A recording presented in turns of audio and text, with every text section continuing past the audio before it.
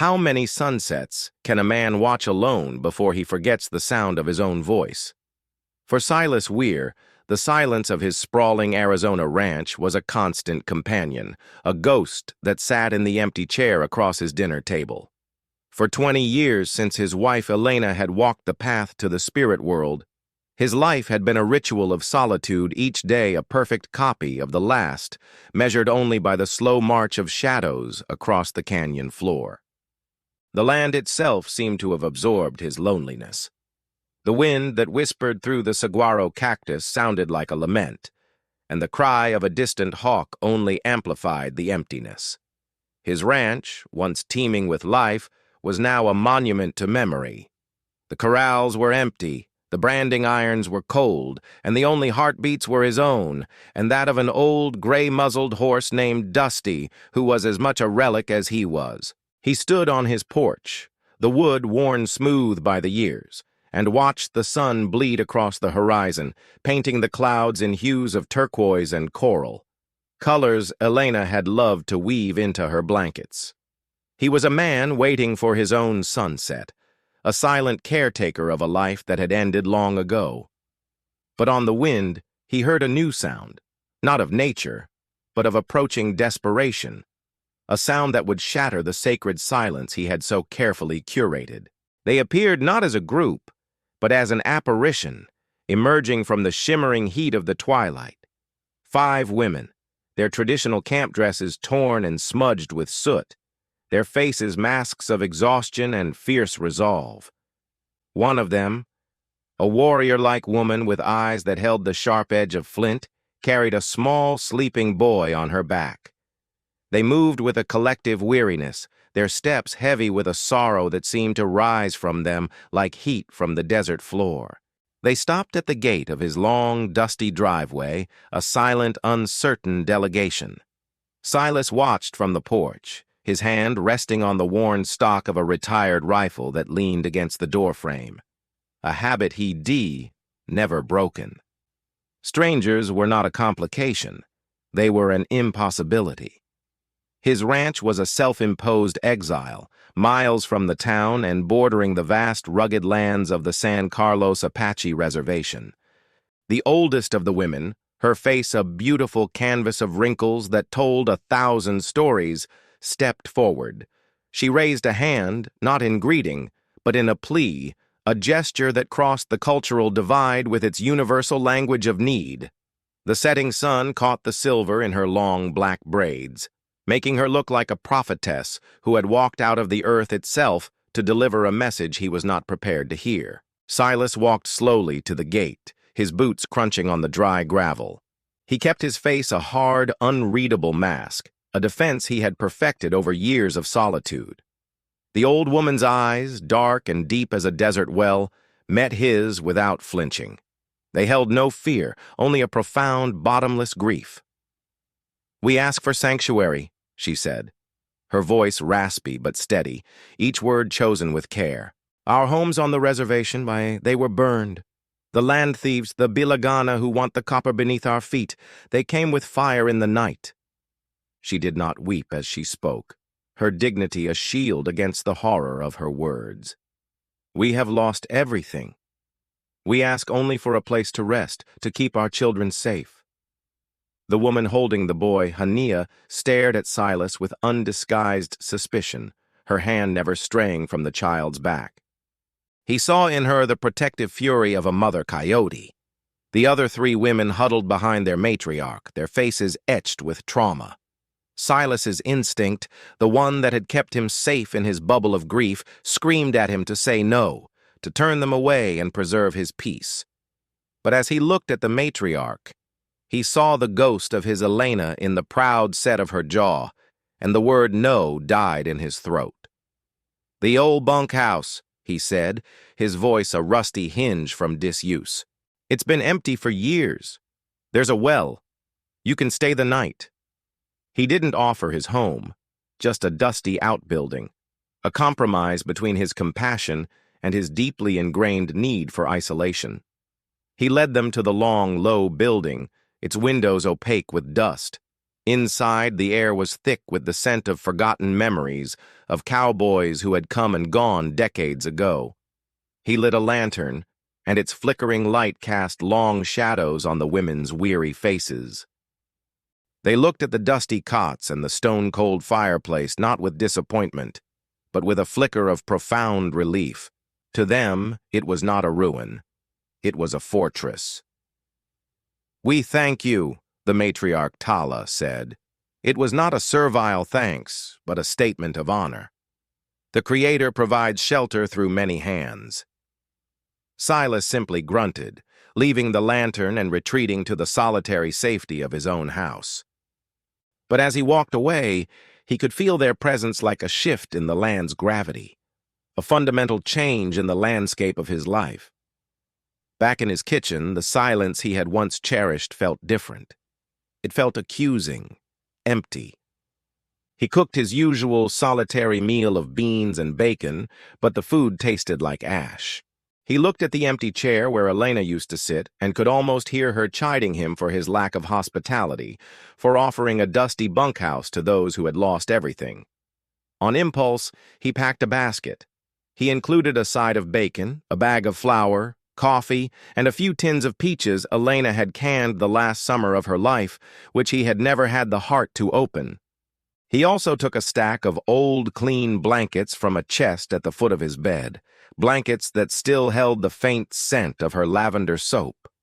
He left the basket on the porch of the bunkhouse without a word, a silent, anonymous offering. As he turned to leave, the door creaked open. The youngest of the widows, Nijoni, whose face was still soft with the bloom of youth despite her sorrow, looked at him. She didn't speak, but simply placed her hand over her heart and bowed her head slightly, a gesture of gratitude so pure and profound it struck him with more force than any words could have. The next morning, Silas awoke to a sight that startled him. One of the women, Orenda, the quiet one with gentle hands, was moving slowly through the brush near the creek bed. She wasn't wandering, she was harvesting. She gathered creosote leaves, yucca root, and other plants he had always seen as mere weeds. She moved with the reverence of a priestess in her temple, her hands knowing, her spirit in communion with the earth. Later, he saw Hania, the fierce mother, reinforcing a weak spot in the bunkhouse wall with mud and straw, her movements strong and efficient. Tala sat in the shade, skillfully weaving a small basket from soaked willow branches, while Nijoni ground dried corn on a flat stone. They were not waiting for charity. They were creating a life from the scraps of a tragedy, their resilience as deep and stubborn as the roots of the mesquite trees. The small boy, Shakoba, sat beside Tala, watching her hands, his dark eyes absorbing every movement. This was how their culture survived, not in books, but in the passed-down knowledge of hands and hearts, in the quiet rhythm of work that turned a shelter into a home. Silas watched them from his porch, feeling like a foreigner on his own land. Shakoba was the first to brave the invisible line between the bunkhouse and the main house. Drawn by the sight of the old horse, Dusty, he approached the corral. He didn't make a sound, simply stood and watched the horse with a child's solemn wonder. Dusty, who usually ignored everything, walked over and rested his head on the fence, nuzzling the boy's outstretched hand. Silas watched from his window, his heart giving a painful lurch. He hadn't seen the horse show affection to anyone since Elena. He walked outside, intending to warn the boy to be careful, but stopped when Shakoba turned around.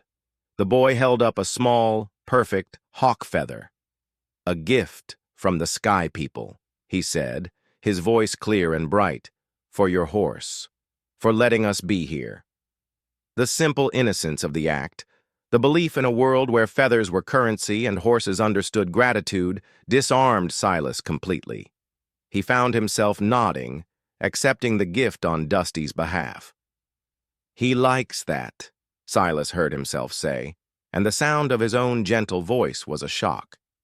The boy smiled, a brilliant, gap-toothed grin that was the first real ray of sunshine the ranch had seen in 2 decades. That evening, a new scent mingled with the familiar smell of sagebrush and dust, the aroma of roasting corn and savory herbs. The women had built a fire pit outside the bunkhouse, and the smell was an invitation. Drawn by a force he didn't understand, Silas found himself walking toward their light, carrying a pot of coffee as a pretense. They made a space for him in their circle. Tala formally introduced each of them, giving him their names like gifts. There was Hania and her son Shikoba, Orenda, the healer, Nijoni, the young potter whose husband had been gone only a few months, and herself, Tala. They shared their meager meal with him, a stew Orenda had made with the plants she had gathered. It was delicious, tasting of the earth and of resilience. As they ate, Tala told him the full story of the fire, of the violence and the greed that had stolen their world. She spoke without self-pity, but with the cold, hard anger of a survivor. Silas listened, the stone wall around his heart beginning to crumble. Their tragedy was not an abstraction. It was real, and it was sitting around a fire on his land. When he finally went back to his own dark house, it felt colder and emptier than ever before. The temporary stay stretched from 1 night into a week, then 2. An unspoken agreement settled over the ranch. The women did not ask to stay, and Silas did not ask them to leave. The ranch, long dormant, began to awaken under their care. Orenda's garden, planted in a fallow patch near the well, began to sprout beans and squash. Hania, seeing the state of his fences, began to methodically repair them, her work as solid and reliable as any ranch hand's. Nijoni found a rich vein of clay by the creek and began to create beautiful, elegant pots, leaving them to dry in the sun. The ranch was no longer silent.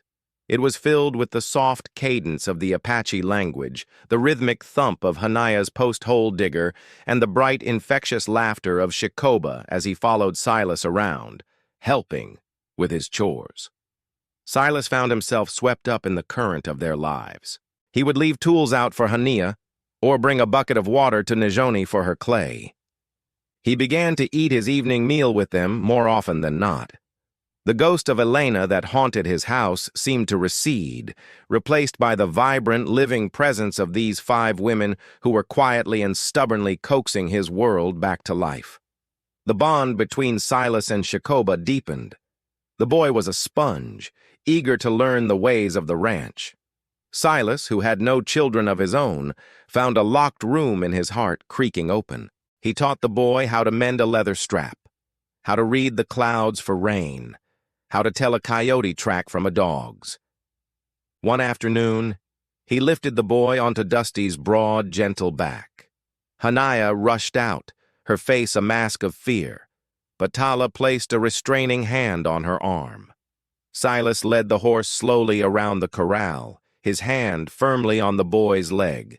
Shikoba didn't hold on in fear, but sat straight and proud, his small body perfectly balanced, a natural horseman. In that moment, Silas wasn't just a lonely old man. He was a teacher, a mentor, a protector. He was passing down a legacy, not of blood, but of spirit.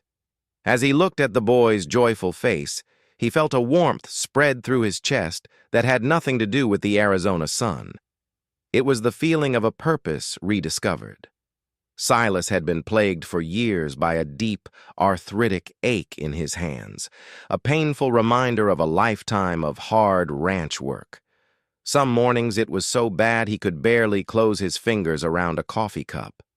Orenda noticed his quiet suffering, the way he would flex his stiff fingers in the cold morning air. One evening she came to his porch with a small clay pot filled with a dark, pungent salve. "From the creosote bush," she explained softly. "It is a gift from the Creator for the pain that lives in the bones. It will help." Silas, a man who trusted only in aspirin and whiskey for his pain, was skeptical.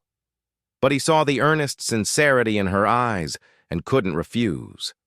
That night he rubbed the salve into his gnarled knuckles, The heat from it was immediate and intense, sinking deep into his joints. The next morning, for the first time in a decade, he woke up without the familiar biting ache. It was a small miracle, a gift of healing that was more than just medicine. It was an act of profound care, an acceptance of him into their circle of concern. The day came when they needed supplies they could not grow or make. The trip to the nearest town was a tense affair. As Silas's dusty truck rolled down the main street, heads turned. The sight of the old, reclusive rancher with a truck full of Apache women and a child set the town's gossip mill churning. In the general store, the hostility was a palpable thing. People stared, whispered, and moved away from them in the aisles.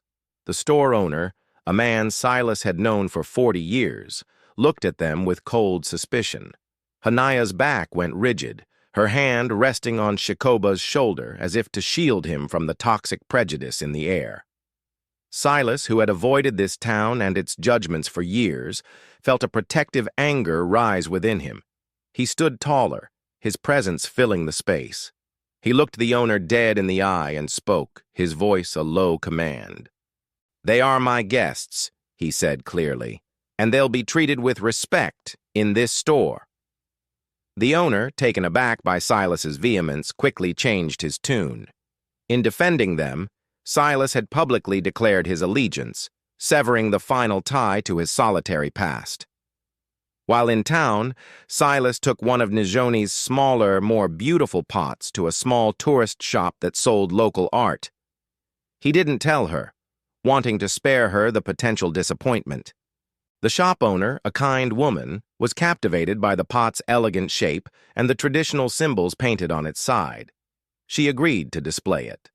A few weeks later, Silas received a call. The pot had sold for a handsome price, and the buyer, a collector from the city, wanted more. When Silas gave Nijoni the money, more money than she had ever held in her life, her eyes filled with tears. It wasn't just money, it was validation. It was proof that the beauty and traditions of her people had value in a world that had tried to erase them. This small victory became a beacon of hope. Nijoni began to work with a new passion, her art becoming a bridge between her world and the outside one. It was the beginning of their economic independence, a way to build a future not on charity, but on the strength of their own culture and skill. The peace was shattered by the roar of an engine. A pickup truck, not from the town, but a new one with the logo of a mining corporation on its side, barreled up Silas's driveway. Two hard-faced men got out, their eyes cold and dismissive. They were the land thieves Tala had spoken of. "We know you're hiding them," the lead man said, spitting tobacco juice near Silas's boots. "They're squatting on our company's future assets. We've come to evict them. Send them out." His tone was one of absolute ownership, as if the women were nothing more than stray cattle. Before Silas could respond, Hania appeared at the door of the bunkhouse, an old, heavy axe in her hands. She stood there, silent and immovable, her eyes burning with a righteous fire. Shakoba peeked out from behind her legs, and the sight of the boy's frightened face lit a fuse in Silas's soul. "This is my land," Silas said, his voice dangerously quiet. He stepped off the porch, positioning himself between the men and the bunkhouse. "And these people are under my protection. They are not going anywhere." The man laughed, a short, ugly sound. "Don't be a fool, old man. This isn't your fight." He took a step forward, and in that instant, the years of grief and solitude fell away from Silas, replaced by the cold, hard certainty of a man defending his home. "You take one more step onto my property," Silas growled, "and you'll find out just how much of a fool I am." He didn't raise his voice, but the threat in it was as real and deadly as a coiled rattlesnake. The men hesitated, looking from the determined old cowboy to the Apache woman with the axe, and decided it wasn't a fight they were prepared for. Cursing, they retreated to their truck and sped away, but the threat lingered in the air like poison. The confrontation left them all shaken. That night, a deep quiet fell over the ranch. Silas found Tala by the fire, her face etched with worry. He knew then that he had to tell her the whole truth, the secret he had buried for 20 years. "My wife, Elena," he began, his voice thick with unshed tears. "She was Apache, Chiricahua. Her family left the reservation, tried to live in the white world. She was so proud of who she was, but she was afraid too. I encouraged that fear. I asked her to hide her heritage. I thought I was protecting her from the hate I saw in town." He finally confessed his deepest shame. "When she died, I wasn't just mourning her. I was mourning my own cowardice. Hiding myself away was my penance." Tala listened patiently, her wise eyes full of a compassion that absolved him. When he was done, she reached out and took his trembling, calloused hand. "Her spirit never left this place," she said softly. "It was waiting for her family to find its way home. You did not just give us shelter, Silas Weir. You brought her people back to her." The next day, Silas gathered the women. He took them to a sheltered cove on his land, a beautiful spot near the creek, shaded by an ancient cottonwood tree. "The bunkhouse is a shelter," he said, his voice ringing with conviction. "But this can be a home. I am not a rich man in money," he continued, "but I am rich in land. I want to share it, build here, not as my guests, but as my neighbors, my partners." He offered them the land, a piece of his world, not as an act of charity, but as an act of family. The women were speechless, their eyes shining with tears. It was more than they had ever dared to dream of. With Silas's help, they began to build. They did not build wooden houses, but traditional wickiups, dome-shaped dwellings made of willow branches and mud, homes that breathed with the land. They were not just building structures. They were replanting their culture in the rich soil of a cowboy's lonely ranch. Life on the ranch found a new harmony. It was a place of two cultures, two histories, slowly weaving themselves into a single, strong braid. Silas taught Shakoba how to track deer in the canyons, and Tala taught Silas the Apache names for the mountains that surrounded them, sharing the sacred stories that lived in the stones. Orenda's garden flourished, providing food for them all. Hania, with her fierce strength, became the ranch's unofficial foreman, managing the repairs and watching over their shared home with a hawk's vigilance. Nizoni's pottery was now their main source of income, her beautiful creations a testament to a spirit that could create beauty from clay and fire. Silas's ranch was no longer a quiet museum of the past. It was a living, breathing community, a sanctuary forged in fire and loss, held together by mutual respect and a quiet, unspoken love. The ghosts of his loneliness were gone, chased away by the sounds of a child's laughter and the murmur of evening prayers. As the seasons turned, their small community grew stronger. They faced down another visit from the mining company, but this time they were not alone. Silas had spoken to a few old friends, other ranchers who respected the old ways, and they stood with them. Faced with a united front, the company retreated, defeated not by violence, but by the unyielding power of a community. They celebrated their first year together with a harvest feast. They shared squash from Orenda's garden, fresh bread Nizoni had baked, and a deer Hania and Silas had hunted together. They were a strange and beautiful family, a retired cowboy, 5 Apache widows, and a young boy who was the living bridge between their worlds. Looking at the faces around the fire, illuminated by the flames, Silas felt a sense of peace he had thought was lost to him forever. He saw Tala's wisdom, Hania's strength, Orenda's grace, Nizoni's hope, and Shakoba's bright future. He saw not what they had lost, but all they had built together. How many sunsets can a man watch alone before he forgets the sound of his own voice? Standing on his porch, watching the smoke rise from the wickiups, hearing the distant sound of Shakoba's laughter as he played with a new puppy, Silas knew the answer. A man can be silent for 20 years, but a single act of kindness can teach him how to speak again. A heart can be empty for a lifetime, but a new family can make it beat again. The silence on the ranch was gone, replaced by the warm, vibrant sounds of life. The wind in the saguaros no longer sounded like a lament. It sounded like a song. He was no longer a ghost in his own life. He was a grandfather, a protector, a friend, an elder in a small, unlikely tribe that had taken root in the soil of his grief and blossomed. He looked up at the sky, painted once again in the turquoise and coral hues Elena had loved. He felt her presence not as a painful memory, but as a warm, benevolent spirit, smiling down on the beautiful, chaotic, and wonderful life that had finally returned to her home. And for the first time in 20 years, Silas Weir smiled back.